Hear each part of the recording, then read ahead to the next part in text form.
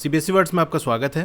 तो इस वीडियो में हम सीबीएसई क्लास 10 सोशल साइंस जिसका कोड 087 है उसका सिलेबस डिस्कस करेंगे फॉर सेशन 2023-24 यानी 2024 में जो बोर्ड एग्जाम आपका होगा उसमें सोशल साइंस वाले सब्जेक्ट में क्या क्या चीज़ें आपको पढ़नी है उसका डिस्कशन हम करेंगे। अब एनसीईआरटी बुक के अंदर कुछ चेंजेस किए गए हैं, तो अगर आपके पास नई वाली एनसीईआरटी बुक है या पुरानी वाली है, दोनों के लिए वीडियो इंपॉर्टेंट है। तो यहाँ पर मैं आपको मार्क भी करा दूंगा क्या चीज़ आपको पढ़नी है क्या चीज़ नहीं पढ़नी है। तो चलिए हम देखते हैं यहाँ पर। तो क्लास 10 में हम यानी सोशल साइंस में अगर हिस्ट्री की बात कर लें तो हिस्ट्री की बुक का नाम आपका होगा India and contemporary world second part. इसके अंदर आप देखोगे जो आपका पहला चैप्टर है the rise of nationalism in Europe, ये आपको पढ़ना है, बोर्ड एग्जाम में आएगा। सेकंड वाले चैप्टर की बात कर ले नेशनलिज्म इन इंडिया, ये भी आपको पूरा पढ़ना है। थर्ड वाले चैप्टर की अगर बात कर लें the making of global world, board exam के लिए ये चैप्टर आपको पूरा नहीं पढ़ना। क्या पढ़ना है देखो यहाँ पर दिया हुआ है कि आपका जो सब टॉपिक है यानी 1 वाला से लेके 1.3 तक यानी प्री मॉडर्न वर्ल्ड से लेके कॉन्क्वेस्ट डिजीज एंड ट्रेड यहाँ तक का जो टॉपिक है वो आपको बोर्ड एग्जाम के लिए पढ़ना है। तो चलिए मैं आपको बुक में बता देता हूँ कहाँ से क्या पढ़ना है। ये देखो हमने चैप्टर 3 ओपन कर लिया the making of global world. इसमें जो आपका पहला टॉपिक है प्री मॉडर्न वर्ल्ड, ये आपको पढ़ना है किसके लिए, बोर्ड एग्जाम के लिए आपको पढ़ना है, बी फॉर बोर्ड एग्जाम। 1.1 भी आपको बोर्ड एग्जाम के लिए पढ़ना है, 1.2 भी आपको बोर्ड एग्जाम के लिए पढ़ना है और 1.3 ये बोर्ड एग्जाम के लिए पढ़ना है। तो ये आकर यहाँ देखोगे 1.3 वाला इस फिगर तक यहाँ तक कंप्लीट हो जाएगा 1.3। तो बस यहीं तक आपको बोर्ड एग्जाम के लिए इस चैप्टर से पढ़ना है। इसके आगे का आप देखोगे जो आपका सेकंड टॉपिक है और इसके बाद जितनी भी चीजें इस चैप्टर के अंदर दी हैं वो आपको बोर्ड एग्जाम के लिए नहीं पढ़नी। तो आपका जो सब टॉपिक है यानी सेकंड वाले से लेके और जो बिल्कुल लास्ट का टॉपिक है 4.4 यहाँ तक आपको बोर्ड एग्जाम के लिए नहीं पढ़ना है, लेकिन इससे आपको इंटरडिसिप्लिनरी प्रोजेक्ट ये आपको बनाना है। ठीक है, ये कैसे क्या बनेगा वो आपके स्कूल टीचर आपको बता देंगे, यानी आपको ये प्रोजेक्ट वर्क के लिए, ठीक है, आईपी कह सकते हो, इंटरडिसिप्लिनरी प्रोजेक्ट। तो आईपी के लिए आपको पढ़ना है, बोर्ड एग्जाम के लिए नहीं पढ़ना। तो यहाँ देखो इंटरनल असेसमेंट जो होगा 5 मार्क्स का उसमें ये चीज़ पूछी जाएगी टॉपिक 2 से लेके 4.4 तक। फिर आप 4 चैप्टर की बात कर लें द एज ऑफ इंडस्ट्रियलाइजेशन, ये आपको बोर्ड एग्जाम के लिए नहीं पढ़ना। ये आपका जो पीरियोडिक असेसमेंट होता है यानी पीरियोडिक टेस्ट वगैरह उसके अंदर आएगा, यानी इंटरनल ही आएगा, बोर्ड के लिए आपको नहीं पढ़ना। फिर जो 5th चैप्टर है आपका print culture and modern world, ये आपको बोर्ड के लिए पढ़ना है। तो बोर्ड के लिए आपका ये जो पहला वाला है वो पढ़ना है, सेकंड वाला आपको पढ़ना है और थर्ड वाले में पूरा नहीं पढ़ना है जितना यहाँ पर दिया हुआ है, बस यही टॉपिक आपको बोर्ड के लिए पढ़ना है। और 4th वाला आपको बोर्ड के लिए नहीं पढ़ना, 5th वाला बोर्ड के लिए पढ़ना है। तो टोटल आप कह सकते हो बोर्ड एग्जाम के लिए आपको 3 चैप्टर से थोड़ा सा ज़्यादा पढ़ना है। 3 चैप्टर तो फुल पढ़ना है और एक जो आपका चैप्टर है वो थोड़ा सा आपको पढ़ना है। तो ये हिस्ट्री वाले की बात हो गई। बाकी यहाँ साइड में नंबर ऑफ पीरियड्स दिए हुए यानी कितनी क्लास के अंदर इसको कंप्लीट कराना है, तो ये इतना आपके लिए रेलेवेंट नहीं है। फिर मार्क्स की बात कर लें तो मार्क्स इसके लिए आपको टोटल ये जो सेक्शन है वो 20 मार्क्स कैरी करेगा, यानी हिस्ट्री से आपसे 20 मार्क्स के क्वेश्चन आएंगे। 18 आपका थ्योरी वाला सेक्शन होगा और 2 मार्क्स के इससे मैप रहेंगे। ज्योग्राफी की बात कर लें जिसके बुक का टाइटल होगा कंटेम्प्रेरी इंडिया सेकेंड, इसमें आपका जो फर्स्ट चैप्टर है रिसोर्सेज एंड डेवलपमेंट ये आपको पढ़ना है, second chapter forest and wild life resources ये आपको पढ़ना है, थर्ड वाला चैप्टर वाटर रिसोर्सेज ये भी पढ़ना है, एग्रीकल्चर 4th चैप्टर ये भी पढ़ना है, 5th chapter mineral energy resources, 6th chapter manufacturing industries, ये जो आपका पूरा है ये आपको बोर्ड एग्जाम के लिए पढ़ना है। ठीक है, अब यहाँ पर बात आ जाती है न्यू एनसीईआरटी बुक और ओल्ड एनसीईआरटी बुक। अगर आपके पास नई वाली एनसीईआरटी बुक है तब तो आपको जो भी दिया हुआ चैप्टर के अंदर वो सारा पढ़ना है। अगर पुरानी वाली एनसीईआरटी बुक है तो आपको बहुत सारे टॉपिक हैं जो नहीं पढ़ने हैं।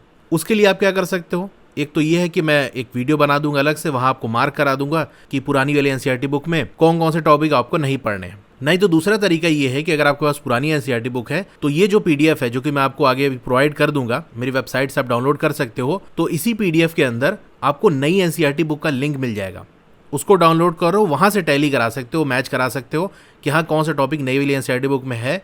तो सिर्फ जो नई वाली एनसीईआरटी बुक में टॉपिक है वही आपको पढ़ने हैं। फिर 7th चैप्टर की अगर हम बात कर लें लाइफलाइंस ऑफ नेशनल इकोनॉमी, इसमें आपका जो थ्योरी पार्ट है वो बोर्ड एग्जाम में नहीं आएगा, इससे सिर्फ आपके मैप्स आएंगे और यहाँ से भी आपको इंटरडिसिप्लिनरी प्रोजेक्ट इस पे आपको वर्क करना होगा, जो कि आपका जो 5 मार्क्स का होगा प्रोजेक्ट वर्क उसके अंदर ही आएगा।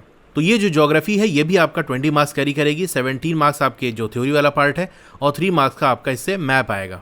फिर अब बात कर लेते हैं पॉलिटिकल साइंस या जिसे आप सिविक्स भी कहते हो। इसकी बुक का नाम है डेमोक्रेटिक पॉलिटिक्स सेकेंड। इसके अंदर जो आपका पहला चैप्टर है पावर शेयरिंग ये आपको पढ़ना है, सेकंड फेडरलिज्म ये भी आपको पढ़ना है, 4 जेंडर रिलीजन एंड कास्ट ये पढ़ना है, 4th पॉलिटिकल पार्टीज ये पढ़ना है, 5th आउटकम्स ऑफ डेमोक्रेसी ये आपको पढ़ना है। ठीक है, इसमें भी नई वाली एनसीईआरटी बुक के अंदर कुछ चेंजेस किए गए हैं, तो नई वाली एनसीईआरटी बुक से आप मैच करा सकते हो तो आपको पता चल जाएगा। अच्छा आप देखोगे अगर आपके पास पुरानी बुक है ना तो यहाँ पर आपको टोटल 8 चैप्टर्स मिलेंगे। तो अगर आपके पास पुरानी वाली एनसीईआरटी बुक है तो मैं आपको मार्क करा देता हूँ कि कौन कौन से चैप्टर आपको पढ़ने हैं। एक तो आपको पावर शेयरिंग पढ़ना है, दूसरा फेडरलिज्म आपको पढ़ना है, डेमोक्रेसी एंड डाइवर्सिटी ये आपको नहीं पढ़ना है, फिर आपका जेंडर, रिलीजन एंड कास्ट ये पढ़ना है, पॉपुलर स्ट्रगल एंड मूवमेंट ये नहीं पढ़ना है, पॉलिटिकल पार्टीज ये आपको पढ़ना है, और आपका 7th chapter outcomes of democracy ये आपको पढ़ना है, ठीक है। चैलेंजेस टू डेमोक्रेसी ये नहीं आपको पढ़ना है, ठीक है। तो ये तो पूरा चैप्टर जो आपको मैंने कट लगाया है, ये पूरा चैप्टर ही रिमूव हो गया है। बाकी बीच में से जो पार्ट रिमूव हुए हैं वो नई वाली एनसीईआरटी बुक से आप मैच करा सकते हो। फिर इकोनॉमिक्स की हम बात कर लें, इसका नाम अगर आप देखोगे अंडरस्टैंडिंग इकोनॉमिक डेवलपमेंट ये लिखा होगा। इसमें जो आपका पहला चैप्टर है development, second chapter sectors of Indian economy, third chapter money and credit, ये तीनों ही आपको बोर्ड एग्जाम के लिए पढ़ना है, यानी ये तो पूरा आपको पढ़ना है। और यहाँ पर जो नई एनसीईआरटी बुक है, ओल्ड एनसीईआरटी बुक है, दोनों में कोई चेंजेस नहीं है, कोई सी भी आपके पास बुक है तो पूरा ही आपको पढ़ना है, ठीक है। अब 4th वाले चैप्टर की अगर हम बात कर लें, globalisation and the Indian economy, तो ये चैप्टर आपको पूरा नहीं पढ़ना। क्या क्या पढ़ना है? एक टॉपिक जो आपका व्हाट इज ग्लोबलाइजेशन ये, और factor that have enabled globalisation ये आपको बोर्ड एग्जाम के लिए पढ़ना है। तो चलिए मैं आपको बुक में मार्क करा देता हूँ, तो आपके पास नई हो पुरानी हो सब में वही सेम पेज नंबर पे आपको ये टॉपिक मिल जाएगा। पेज नंबर 61 पे जो आपका टॉपिक है व्हाट इज ग्लोबलाइजेशन ये आपको पढ़ना है बोर्ड एग्जाम के लिए। तो इस तरह से बोर्ड लिख सकते हो या बी में भी शॉर्ट में लिख सकते हो बी। तो ये आपको पूरा पढ़ना है यहाँ से। फिर आप देखोगे ये जो टॉपिक आपका है अगले पेज पे, factors that have enabled globalisation, ये भी आपको बोर्ड एग्जाम के लिए पढ़ना है।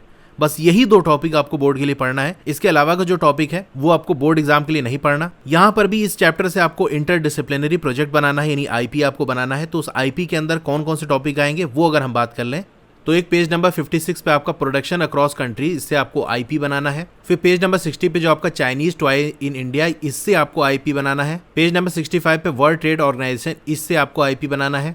पेज नंबर 70 पे the struggle for fairer globalisation, इससे आपको आईपी बनाना है। तो ये आईपी का पार्ट होगा जो मैंने यहाँ मार्क करा है।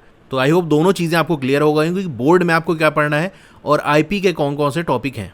तो यहाँ देख सकते हो आपका जो इंटरडिसिप्लिनरी प्रोजेक्ट यानी जो आईपी है, जो कि आपका 5 मार्क्स कैरी करेगा, उसमें ये आपके टॉपिक रहेंगे। फिर आपका जो 5th चैप्टर है ये आपका कंज्यूमर राइट्स, ये आपको बोर्ड एग्जाम के लिए नहीं पढ़ना है, इससे आपको प्रोजेक्ट वर्क आएगा, ठीक है। तो बोर्ड एग्जाम में ये पहले 3 चैप्टर पूरे आएंगे, और ये जो आपका 4th वाला चैप्टर है उससे यही 2 जो टॉपिक है वो बोर्ड एग्जाम के लिए आएगा। तो यहाँ आकर जो चारों आपके सेक्शंस हैं, हिस्ट्री, ज्योग्राफी, सिविक्स, इकोनॉमिक्स, उसके हमने थ्योरी वाले सेक्शन डिस्कस कर लिए।